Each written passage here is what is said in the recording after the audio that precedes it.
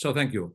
Yes, my name, as Sebastian said, is Joaquim Comas, but everyone knows me for Kim. Kim is the short name for Joaquim in Catalan, but it's mentioned Kim and not Quim. I am professor of chemical engineering at the University of Girona at the research group called LECIA, that stands for Laboratory of Chemical Engineering and Chemical and Environmental Engineering. This is a research group of the University of Girona. And I'm also a senior researcher at the ICRA. ICRA is the acronym for Catalan Institute for Water Research. And I am happy, so that's why you will see all these logos in many of the screens. On the top left is the ICRA logo, on the top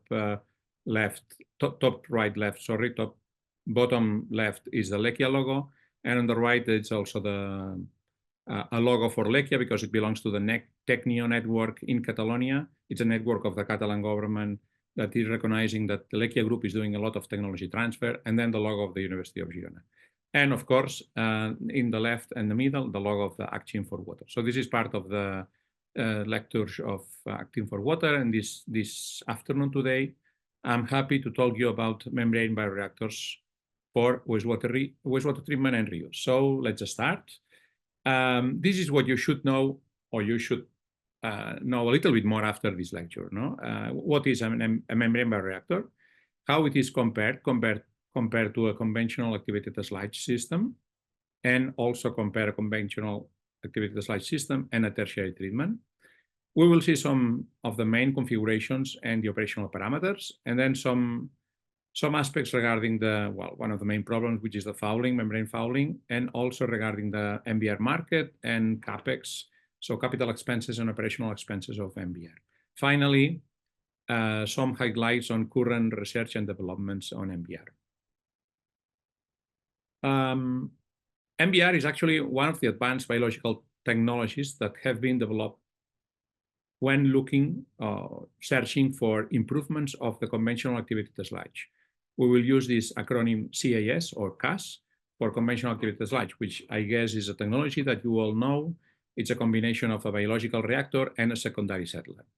This is actually the main worldwide secondary treatment used in wastewater treatment of both municipal and industrial wastewater treatment systems. Okay, there's normally a pre-treatment in a wastewater treatment plant. There is a primary treatment, which both are basically physical treatments, and then we have the most important part of a wastewater treatment plant, which is the secondary treatment, and it's always a biological process.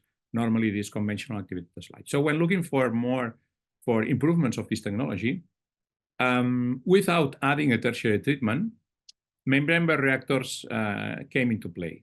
As also, for example, other advanced biological technologies are biofilm processes, those technologies that involve attached biomass. And for example, these can be biofilters, moving bed biofilm reactors, or the integrated fixed film activated sludge, which is basically the same as a MBBR, but with involving a recycle. But are membrane bioreactors a more expensive technology compared to conventional activated sludge? Well, first, let's see what is a membrane bioreactor. So here we have a definition. A membrane bioreactor can be defined as, or it can be considered as the combination of a conventional activated sludge bioreactor, so the bioreactor part of a CAS system, with a membrane filtration system. So we replace the secondary settler or secondary clarifier by filtration system, which is a membrane. In this very simple scheme that you see in the slides, we want to represent the membrane or the physical element that will allow the pass of water through the membrane porous to produce clean water, while the microorganisms, which are represented here with these green Pac-Mans, do you remember Pac-Man? As well as particles and suspended materials, and I would say most of the dissolved materials will be retained at the other side of the membranes, and they will stay in the biological reactor. So all this material, the biomass, the microorganisms, suspended particles, and most of the dissolved material will not live with the clean water, but will stay in the biological reactor. The membrane, we can see here on the figure, the scheme on the top of the slide is the representation of the conventional activated sludge in a typical wastewater treatment plant in all over the world. It involves this pre-treatment, starting from the left in the water line. Then we have the primary settler or primary clarifier.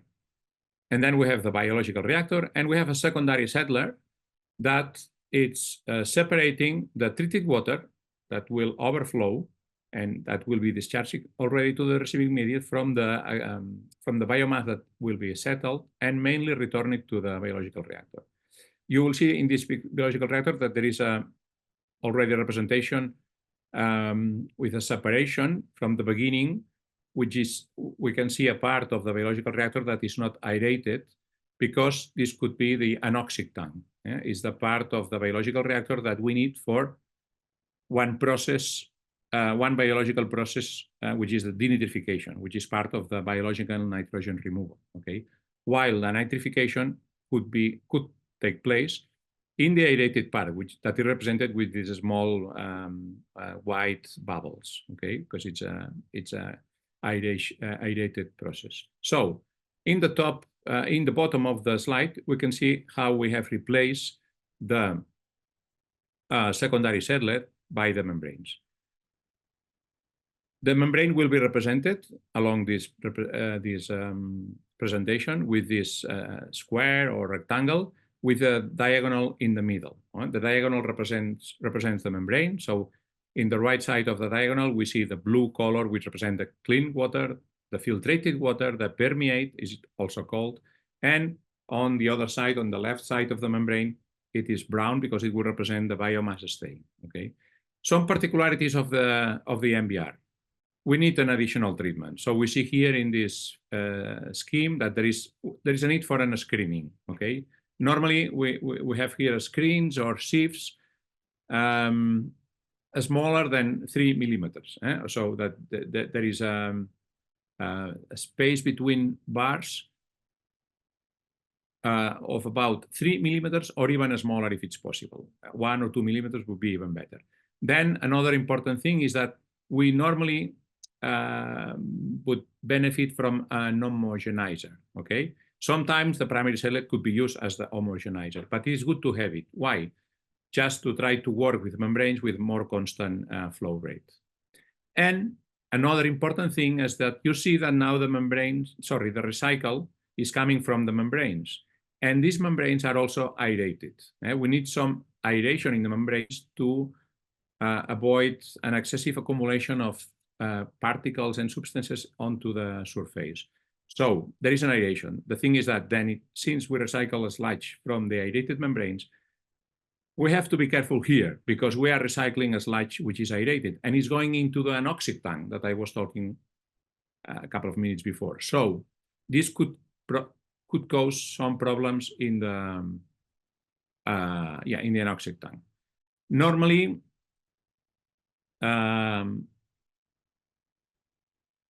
this is normally the aeration, in the biological reactor is done with fine bubbles, while the aeration in the membranes is better if we can do it with more coarse or bigger bubbles. Here we see with this scheme, that's how we change the secondary settler by the membranes. Advantages of membrane bioreactors versus the conventional activated sludge. The small footprint, so if we have problems with the stains, that could be a good solution, more or less 40 or 50% less. And then since we have a smaller volume of the bioreactor, we can work with higher suspended solids. Higher MLS stands for mixed liquid suspended solids. So basically this is the concentration of the biomass in the biological reactor. Typically you see here between 6 to 20, even though the most common probably would be between 6 to 10, 12, okay? Grams per liter. That's the concentration of the biomass. If we compare to a conventional activated sludge system, the concentration of biomass should be, or it is normally between 2 to 4 grams per liter. So we see it's 2 to 3, 4 times bigger than in a conventional activated sludge.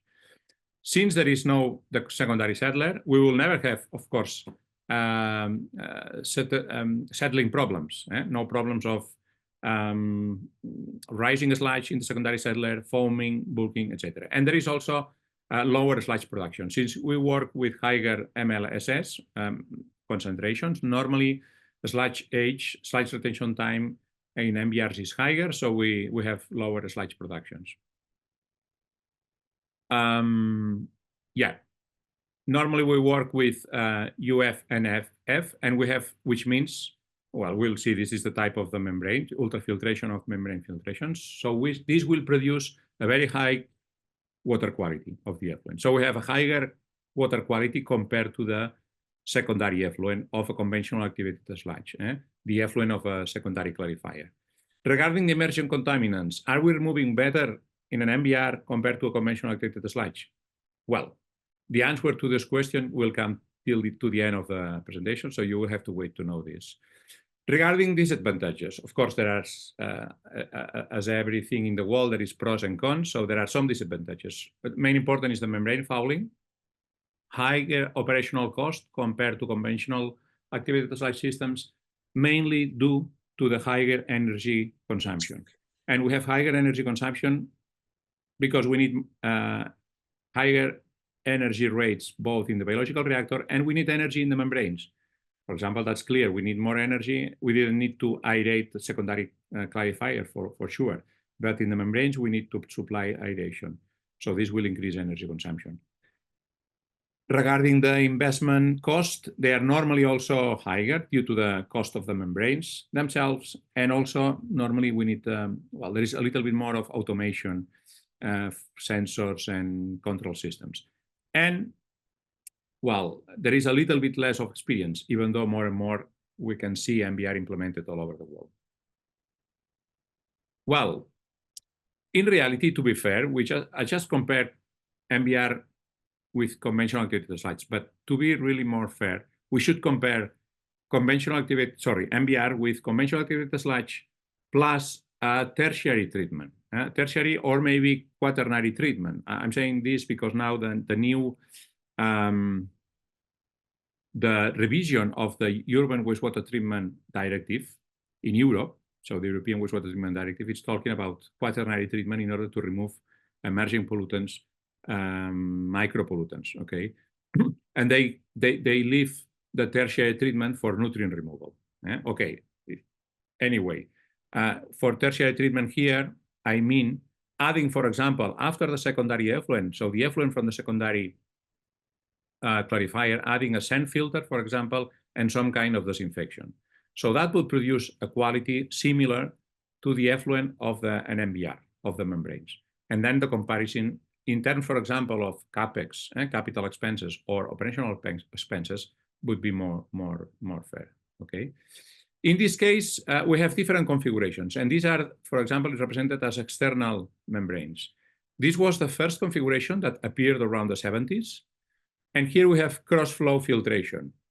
And this cross-flow filtration is created by a pump that is sending the mixed liquid towards the membranes. And then, yeah, this is the first one that appeared, the first configuration. Still, many MBR have external membranes, especially the industrial MBRs, okay? Industrial MBRs, many times they use external membranes. The second configuration that appeared is the alternative that appears in the 90s, which is submerging the membranes. And here the membrane is submerged into the same tank as, well, in the bioreactor. So the same tank that is used for the biological processes, for organic matter removal and nitrogen and phosphorus transformation, basically. In this way, we are saving the pumping and aeration energy. We are saving the pumping and the aeration energy that is used in the external membranes. Pumping is not needed because, well, the membranes are inside the tank, submerged, and the aeration is the same aeration that we use for the biological processes. So, well, this is actually one of the most typical now configurations for domestic MBR. And finally, the third possible configuration is submerging the membrane, but in a different tank, in a different compartment, okay? Or it could be the same maybe big tank, but separated with some small kind of wall or deflector, no? Some kind of, a little wall that is separating the biological processes from the membranes.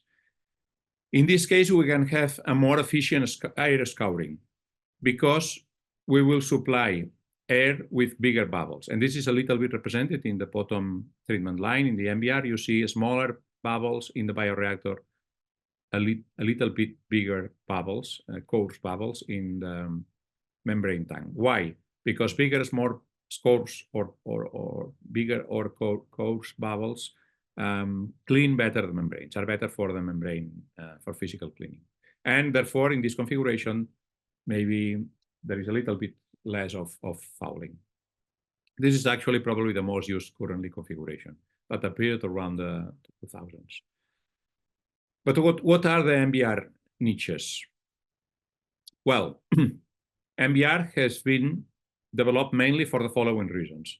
First, because more and more we have stricter effluent regulations due to the legislation, sometimes at some member states, EU member states or national level, but sometimes also due to the, for example, the revision of the directive, so that legislation at European level. And this is true for both conventional contaminants such as organic matter, nitrogen, phosphorus, but also for emerging contaminants or micropollutants. In the near future, treatment plants will be able to remove some of these pollutants. So this is causing that some existing wastewater treatment plants, they need some upgrades, okay? And membrane bioreactors, so adding membranes into the biological reactor is a good option for that. Because we can just submerge, include membranes into the existing biological reactor, and then we can just remove or not using anymore the secondary clarifier. Of course, also MBR can be implemented as a standalone technologies, as a new technologies. If we design a plant, greenfield, is in a place where there is no treatment plants. And this is especially happening when we can have problems of space. If there is not enough surface, since we have a low footprint, MBR technology is often selected. Also, it's an option for decentralized wastewater treatment and reuse. For example, for hotels, for golf courses, and also it's a good pretreatment for reverse osmosis. In Spain, the first MBR was built, the first municipal MBR was built in 2003, and in 2019, we have around a little bit more than 60 municipal wastewater treatment plants. I've been looking for updated data until 2014, but it's not easy to find this data. And I'm sure, but there are a few more for sure, okay? A significant percentage of the MBR treated, of the water treated with MBR has been reused.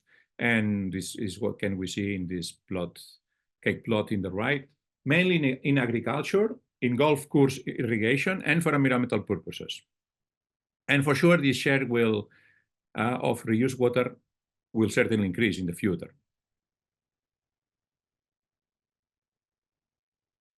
Well, if we take a look at the MBR market situation in the world, all over the world, we can see that it is expected to grow at approximately 7.5% rate annually, with a global market of almost $4 billion in 2024 and about $7.2 billion in 2029.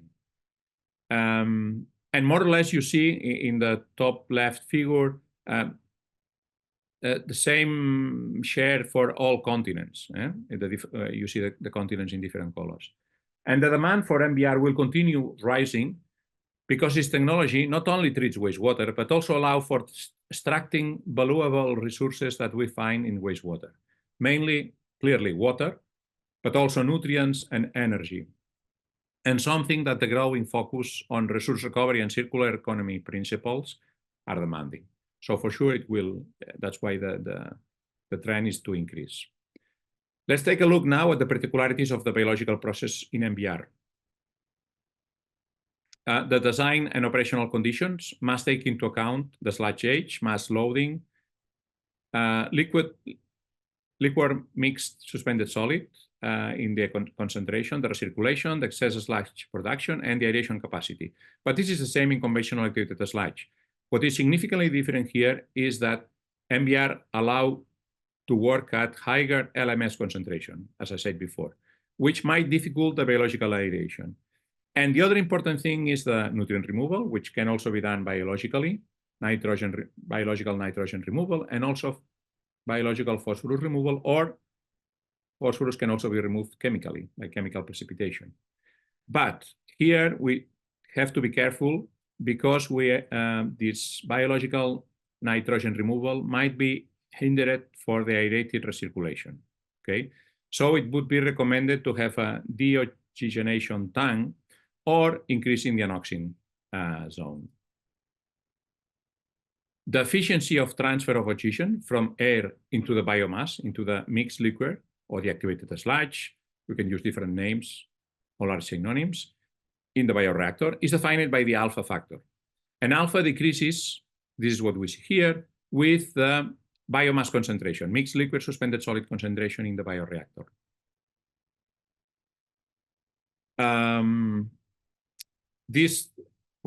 There is a different tendency of this decrease depending on different authors, but for sure, aeration will be less efficient at higher suspended solid concentrations.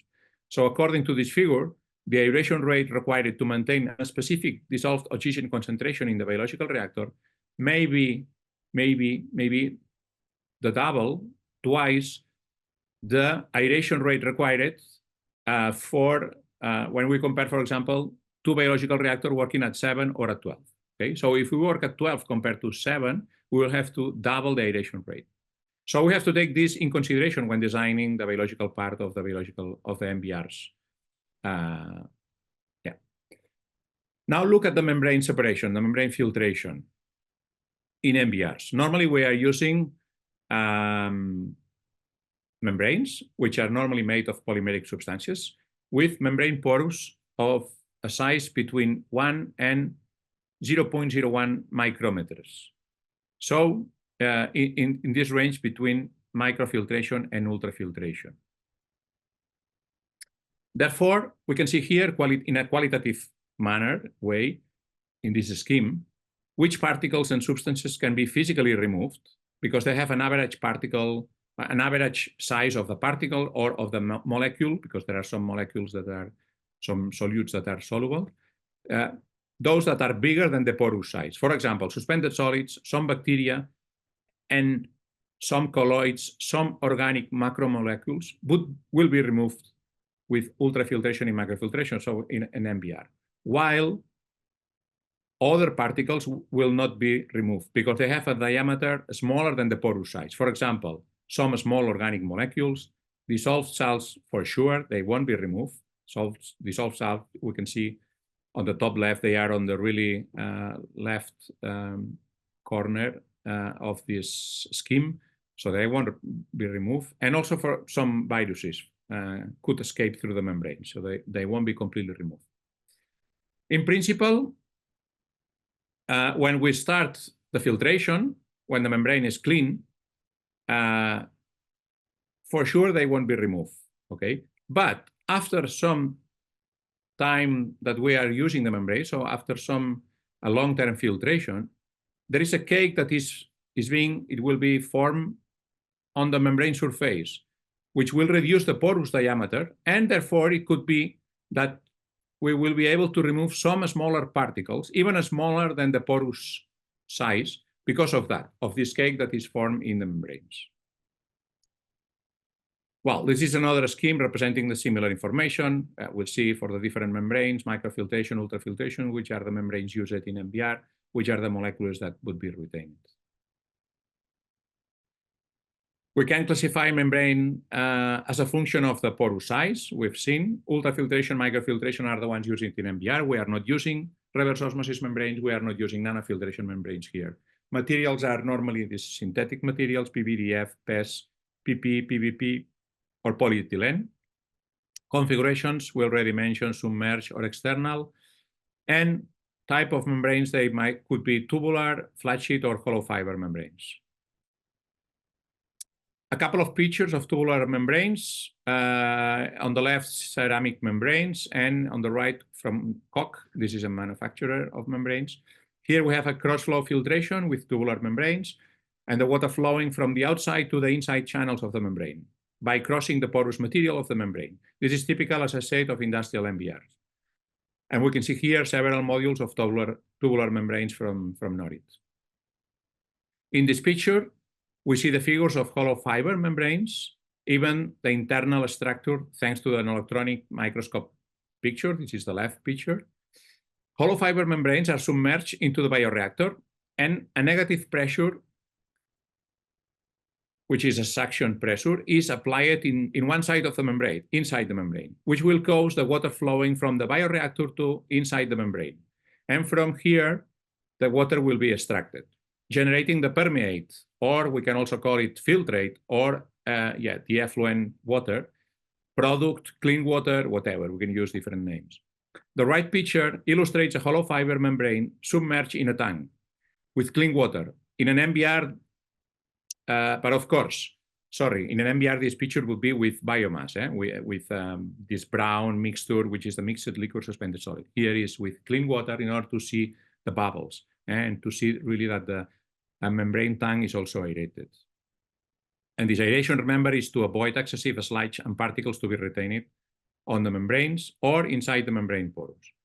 And this would be a typical 1 square meter module on the left and an industrial module for hollow fiber membranes, from which we would have, well, several as these ones, and then we would submerge them into the bioreactor. The other typical configurations are flat sheet membranes or plate and frame membranes. We can use both names. Here we put one membrane next to the other, and altogether would be submerged into the bioreactor. The right figure, we can see a module of flat sheet membranes already inside the tank, but of course the tank is already empty without the sludge, the biomass. In flat sheet membranes, the water flows from the mixed liquid on the bioreactor towards inside the membrane, and the permeate filtrate water is extracted from each flat membrane to produce the product water. You can see in the right picture the transparent tubes leaving the membranes from where the permeate will be extracted. And this is done also thanks to a negative pressure created by a permeate pump. Okay, what we see here is just a representation of the main filtration system installed in Spain. Again, we can see that, Veolia and Kubota, which are MBR manufacturers, membrane manufacturers, are occupying most of the market. Veolia is producing hollow fiber membranes. Originally, these were the Xenon membranes that then was a Canadian company that was later on bought by General Electric, and recently, a bit more recently, by Suez. And you probably know that Suez has been bought by Veolia. But in the end now, the hollow fiber membranes more used in the global market are Veolia, and Kubota is occupying most of the market for flat sheet membranes. Okay. In this figure, we see again the water flowing through the porous membrane. This could be a representation, very simple, of a hollow fiber, but also of a flat sheet membrane, and the particles and part of the suspended material staying at one side of the membrane, inside the bioreactor. We also see the aeration that is provided from the bottom of the tank, below the membranes, to ensure enough mechanical air scouring to avoid excessive accumulation of sludge and particles in the membrane surface or inside the membrane pores. And now let's take a look at the key design and operational parameters.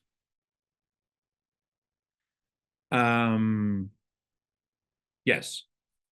The left figure represents schematically the filtration processes. Again, the diagonal represents inside the square. Diagonal inside the square represents the membrane. And here we can see first the terminology. We talk about the permeate, which is the permeate, the filtrated water. We talk about the retentate, which is staying, not going through the membrane, staying at the left side of the membrane. And the parameters, very important. The flux, we will talk about flux. The units normally in membrane bioreactors, we talk about LMH. LMH stands for liters of water that is flowing through the membranes per square meter of the membrane per hour. So this L is per liters, the M is per square meters, and the H is per hour, okay? This is not international standard, but it is usually the units used in membrane bioreactors.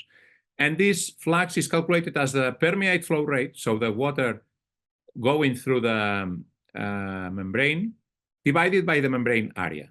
And then we have the flux. If we divide the flux by the TMP, which is called the transmembrane pressure, then we have the permeability. What is the TMP? The TMP is the loss of pressure due to the water flowing through the membrane. There is a resistance for the water to go through the membrane. So the membrane in one side of the membrane has a higher pressure than at the other side. So we easily can estimate this loss of pressure, and this is called the transmembrane pressure because it's the pressure going through the transmembrane. So again, permeability is the flux divided by the TMP.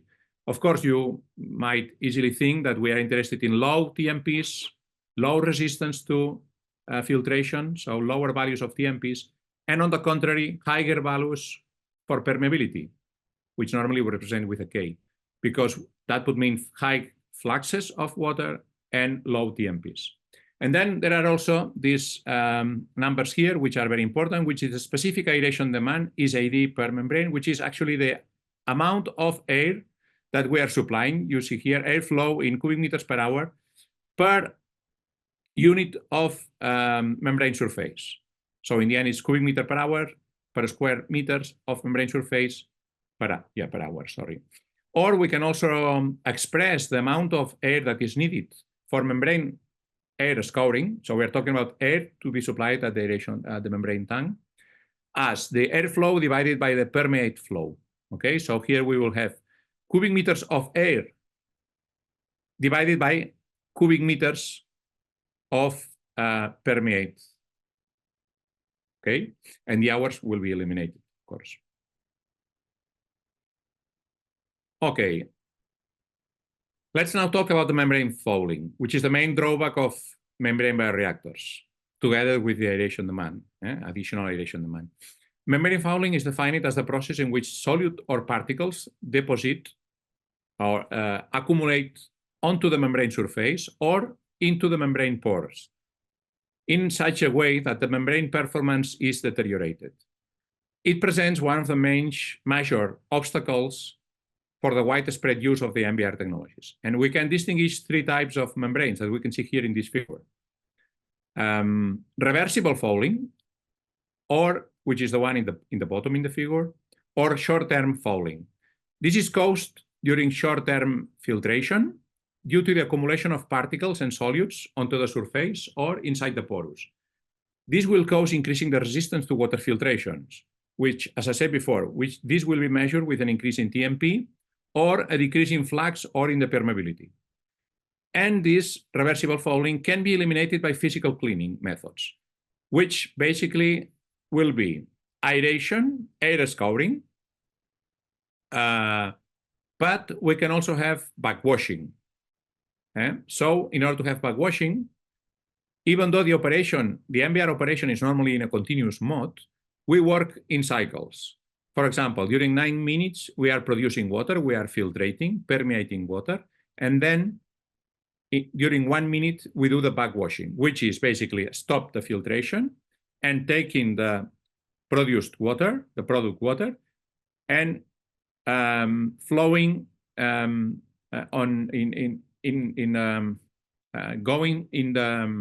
backwashing the membrane with this clean water in order to try to clean the accumulated solids in the surface and in the pores. And then we continue 9 minutes more filtering, 1 minute backwashing, 9 minutes filtering, 1 minute backwashing in a continuous mode. And finally, we can do also physical cleaning with relaxation. In flat sheet membranes, we cannot do backwashing, but there we do relaxation. Relaxation basically just means stopping the filtration, just aerating for 1 minute. So we also work in cycles in flat sheet membranes, but we do filtration and relaxation instead of backwashing. Okay, this is the first type of membrane fouling. Irreversible fouling is the second time, or And this appears when we've been filtering for longer times. It is also called long-term fouling. And this one cannot be removed by physical cleaning. So if we implement this physical cleaning, just air scouring or backwashing, the irreversible fouling will not be removed, okay? We have to implement chemical cleaning methods, which basically means using acid, alkalis, or oxidant chemicals. And finally, we have the irrecoverable fouling. And this is the one that cannot be removed by physical, but nor by chemical methods. It will be permanent fouling in the membranes. It will stay there forever, let's say. And when it will become too severe, the only solution to that would be the membrane replacement, which normally is done as an average time, I would say, every 10 years, but it could be 15. It depends a lot on the system, of course. So how can we control the fouling? Well, this will depend on several factors, but this slide points the most important ones. For example, the type of membranes, the characteristics of the water to be treated. Of course, it's important to know what type of water are treating. If it's domestic, municipal wastewater treatment plant is similar, but it's very important, especially for industrial wastewater. The pre-treatments are very important. It is recommended on a screen of 1 millimeter for hollow fiber, 2 millimeters for flat-sheet membranes. The operational strategies, I already mentioned, we work in cycles for this 1 minute backwashing or relaxation. We have to, so how do we know, or how can we avoid a very severe fouling? Looking continuously at the TMP. And for example, not overpassing the critical flux. The critical flux is this flux over which the fouling, the TMP would suddenly increase, which means that we would directly go to the severe fouling, which is not desirable, of course. The physical cleaning and the chemical cleaning, as I already mentioned. What you see here in the bottom right picture is that, well, there is a continuous decrease of the permeability, and suddenly there is a sudden decrease to the end of the figure, which is represented, well, this represents the recovery of permeability after a chemical cleaning. Okay. We can classify the different control actions for filtration processes. And even though many of the filtration control systems are very basic and sometimes not flexible at all. So let's say in that sense, less robust, no? But in the optimal case, we could do all the control actions that are represented in this scheme, starting from the left, air scouring, filtration cycles, working with different fluxes, and adding chemicals, okay? But the most important one being the air scouring for sure. And it's so important that then the aeration represents 60% of the energy consumed in an MBR, okay? So it is very important to try to optimize membrane aeration in MBRs. And a good operational practice is to work at the highest possible flows, because aeration would be the same independently of the water flows. Therefore, the ratio, a specific aeration demand per permeate would be too high, okay? So in order to decrease this aeration demand per permeate flow, it's good to have a higher flux water flows, higher permeate flows. Also, second thing, it has been demonstrated that aeration from membrane tanks can be used for nitrification. And nitrification, nitrogen removal, requires additional aeration. So it is good that we use the aeration from the membrane tank for nitrification, which means that then we would be allowed to save some aeration in the biological tank. Finally, some automatic control systems have been developed to regulate the air scouring. So not to keep at a constant flow rate, even though many systems, many real installations still work at the constant airflow rate in the membrane tank, there are some approaches, some implementations that they try to regulate this. For example, a system which was developed by the Lekia research group at the University of Girona regulates the air scour as a function of the membrane permeability tendency or permeability trend. So increasing or decreasing the airflow rate depending on the status of the membrane. In this way, we could see savings up to 21%, which were achieved in full-scale implementations. Also, Kubota indicates quite low energy consumptions for some of their MBR installations, but these are data from Kubota. You see these numbers, kilowatt per hour, starting from the left, from 0.67 to 0.29 kilowatt per hours of cubic meters. Of course, this would be the consumption of the MBR. We have to sum up all the other energy consumptions in the treatment plant. One question. There are operational problems in MBR? Well, unfortunately, there could be, yes, especially if a proper design have not been considered. Apart from the aerated recirculation, which might affect nitrification, I already mentioned that, and the fouling, we also talk about that. We could experience membrane ruptures or membrane breaks. Clogging, for example, which is another type of fouling, but normally used to refer to the accumulation of solids in the porous. Or ragging, for example. The two pictures in the bottom right correspond to a really severe ragging operational event that we experienced in a municipal wastewater treatment plant, which was due to the accumulation of mixtures of sludge and textile fibers. And this is a real case because the municipal wastewater treatment plant was also treating industrial wastewater coming from a really big industrial laundry. So they were discharging lots of fibers, and that was created. Imagine what a mess here in the middle of the membranes. That was impossible to remove even by chemical methods, just manually.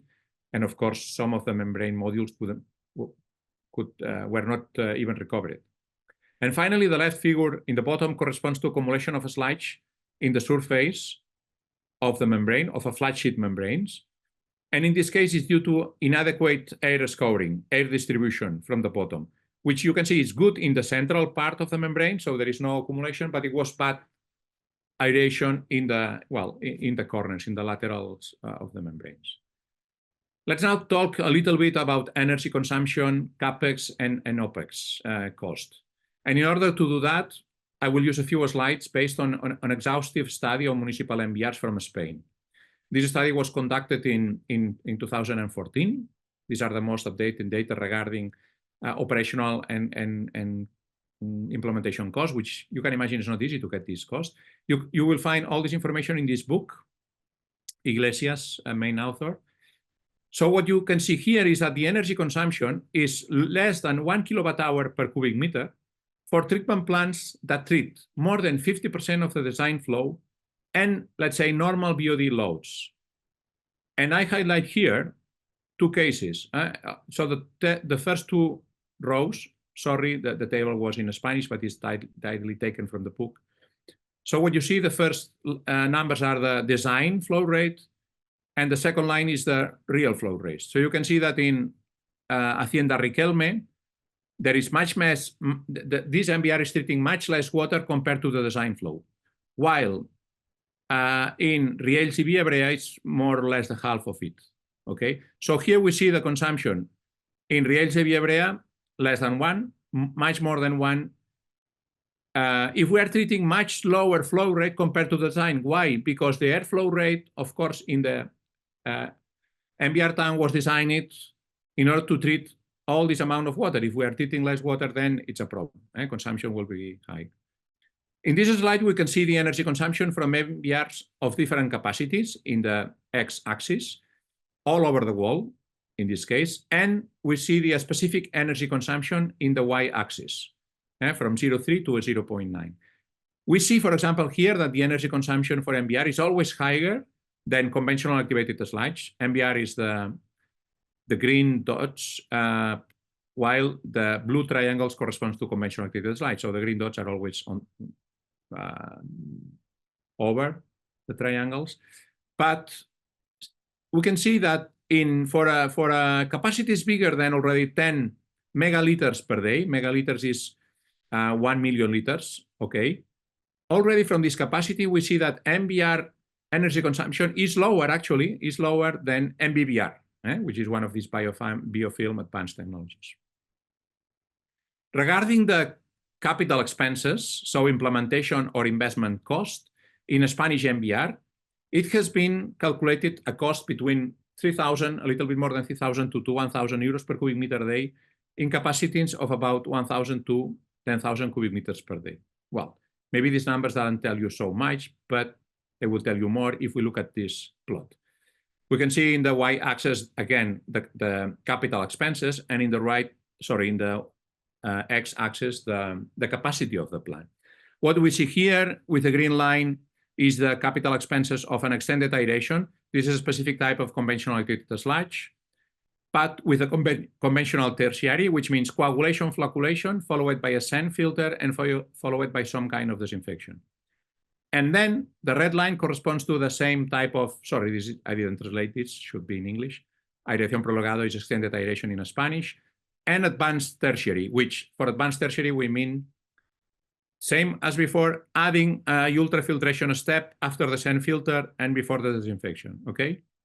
So what we see here, well, we see that the CapEx cost for MBR are normally always a bit higher than or compared to both conventional activated sludge with conventional or tertiary treatment. It's always on top, okay? But a little bit more, not so much. Let's look now at the operational expenses, operational cost. For a Spanish MBR, here again, it was determined that the cost is between 0.2 and 0.5 euros per cubic meter for those MBR treating more than 50% of the flow rate of the design and normal BOD load, so the same as for the CapEx. And here we can compare. For the MBR Vallvidrera, where the flow rate treated, it's approximately, it's quite similar to the design flow rate.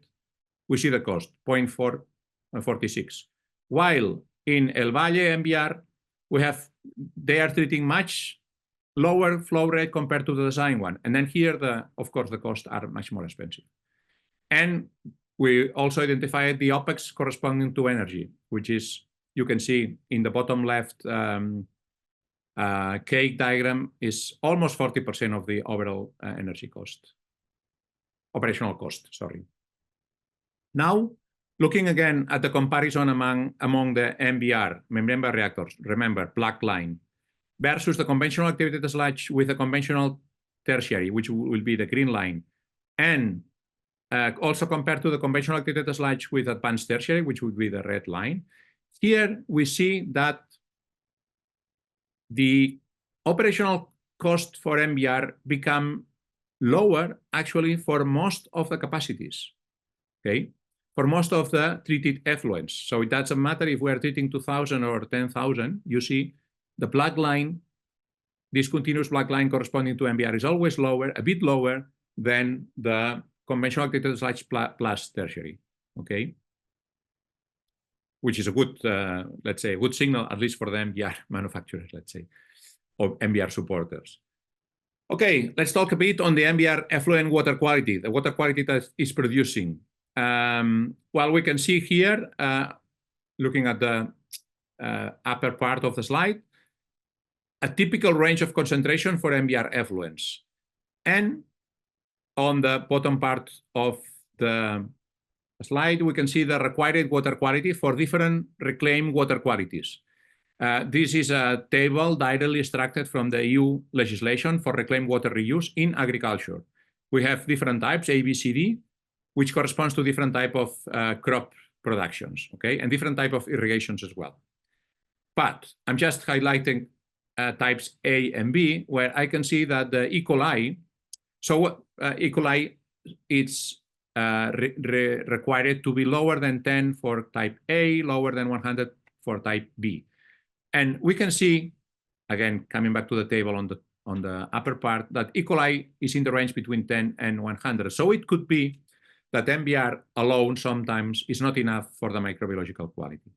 On the contrary, for the physical and chemical quality, because also for BOD, the quality is very good. Suspended solids normally lower than 5 ppm, milligrams per liters, turbidity lower than 1 UNT, or NTU, sorry, in English, which is the required values according to the table from the EU legislation. So we would fulfill the EU legislation for physical and chemical parameters, not for microbiological parameters. To be sure, for microbiological parameters, it is recommended to have some kind of chemical disinfection to ensure completely absence of E. coli and viruses. But this quality, again, is enough completely for a reverse osmosis or as a reverse osmosis pretreatment. Okay, I'm approaching the end of the presentation, and last things I would like to indicate you to discuss or to show to you, illustrate is some current research and development studies in MBR, such as, for example, some current studies where we have contributed from the Lechia and Iker groups in membrane modeling, MBR modeling, sorry, both trying to better model the fouling processes, which, as I said, is the main problem, but also the integrated process. For integrated process, we understand both biological processes and filtration processes. This is very important. I've been talking a lot about the filtration, but don't forget that an MBR also includes the biological processes. So we have to consider, we have to monitor, model, and control both processes at the same time. That's why we call integration modeling and also integrated control and optimization of this process. And this, for example, a recent paper that we published trying to optimize the operation of one of the biggest, actually, MBR using flat sheet membranes, which is in Sabadell. This is a city in the metropolitan area of Barcelona. Optimizing in terms of better effluent quality, minimizing cost, and minimizing also fouling tendencies of the membrane. So in the end, enlarging the lifetime of the membranes, lifetime of the membranes. Another aspect that is under current studies is the removal of contaminants of emerging concern, or micropollutants, if you want. Well, what I can tell you is that several studies have already demonstrated that normally micropollutants, they are not removed due to steric rejections, not because of the size of the molecules, because most of them, they are smaller than the porous size. But if we have identified sometimes higher removal in MBR compared to conventional activated sludge, this is basically due to the biodegradation mechanisms or adsorption mechanisms. Since we have higher concentrations in MBR compared to conventional activated sludge systems, we have higher biodegradation rates and absorption rates for these compounds as well. And this is why some studies illustrates bigger removal, higher removals for micropollutants compared to conventional activated sludge. Also, for example, this plot corresponds to, you see here, a little bit smaller concentrations for heavy metals in MBR compared to conventional activated sludge systems. So in the y-axis is effluent concentrations, and on the x-axis in feed concentrations. So we see here that we are a little bit, according to this regression, smaller concentrations for MBR compared to conventional activated sludge. Finally, also, there are some studies going on regarding MBR for gray water treatment.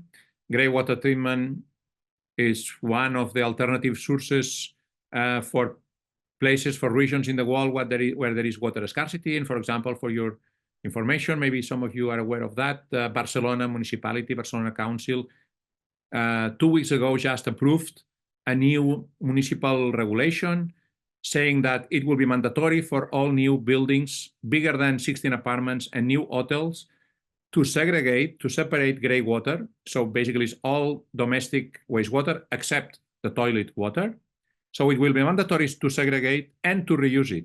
So then for sure, probably MBR technology implementation will increase a lot in many buildings if we have to recycle gray water.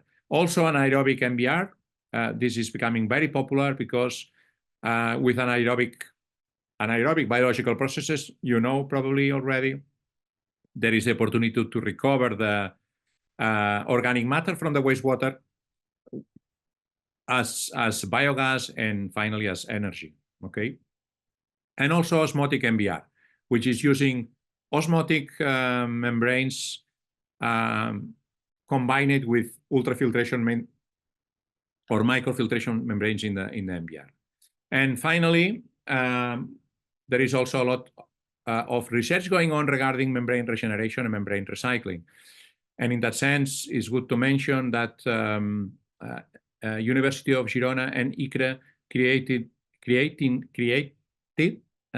this spin-off 2 years ago. It is called ECO-MEM from membranes, eco-sustainable or ecological membranes. And this membrane, it's a company that is looking for used membranes that normally were going directly to landfills. So recovering these membranes and looking for a second or third life to these membranes.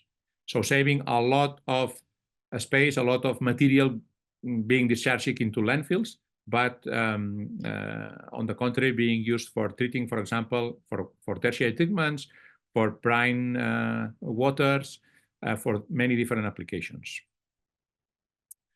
Okay, and finally, some take-home messages. Well, the urban market look like a stagnant, probably not anymore, and for sure it will grow. There is a growing forecast prediction due to the water reuse that in many parts of the world will be needed, we know. It's not comparable to, sorry, this is, didn't change, it should be CAS, this acronym is in Spanish, Fangos Activos Convencional, but we've been talking about conventional activity sludge, but it is comparable to conventional activity sludge plus tertiary or quaternary treatment. It eliminates pathogens, but a final disinfection is recommended. Should we go for membrane microfiltration or ultrafiltration, MF or UF? Well, it depends, okay? I didn't mention that because it would take 2 hours, not only 1 hour, but microfiltration, for example, allows higher fluxes, so higher, let's say, water flows, permeate flows production, but also it requires higher aeration rates. So there are always pros and cons, no? Also, the membrane surface, since we can treat higher fluxes with MF, will be lower. So, well, it depends. And also remember that the sludge layer that is accumulated into the membrane is also doing a work there for the filtration. So it's not just the porous size, but it's also the cake layer that is formed during filtration. And it is removed in the backwashing or the aeration. As I said, well, the pros and cons that we can apply to, we could apply to MF, UF, can also apply to hollow fiber and flat sheet membranes. Yes, normally until now, there are higher implementation costs, even though I didn't show this graph, but there are some graphs where we can see that the price for the membranes have decreased a lot, and they will continue decreasing. So the membrane cost decreasing, implementation cost will also decrease. But regarding operation cost, they are similar, or even a little bit less, we've seen, if we compare with a conventional activity sludge and a tertiary treatment. Well, higher flows, good in terms of cost, but be careful because, of course, we are forcing more the membrane, so there is a risk for higher fouling. And then we can have these problems, fouling, clogging. It's important, the pretreatment and the peripheric, to take into consideration well the aeration. And for example, I didn't mention that, but it is good also to consider separate tanks where we could do some chemical cleanings with higher concentrations of chemicals so that we cannot put these chemicals into the bioreactor. So then it's good to have a separate tank. Normally that would be empty, but from time to time, we would be interested in removing modules of membranes from the submerged reactor to this tank with a higher chemical dose in order to do the chemical cleaning. So it's important to consider that during the design. And it's good to have some operational flexibility of the control system, for example, so that we can have, for example, different lines in case we have higher fluxes. The control, it's important to be able to regulate the aeration so that it's not constant, because yeah, if the membrane is clean, there is no need probably to supply a lot of air, no? It's good to modify depending on the real needs. In order to finish, I recommend you some books. The MBR book, I would say, is like the Bible for the membrane bioreactor guys, from Simon Judd.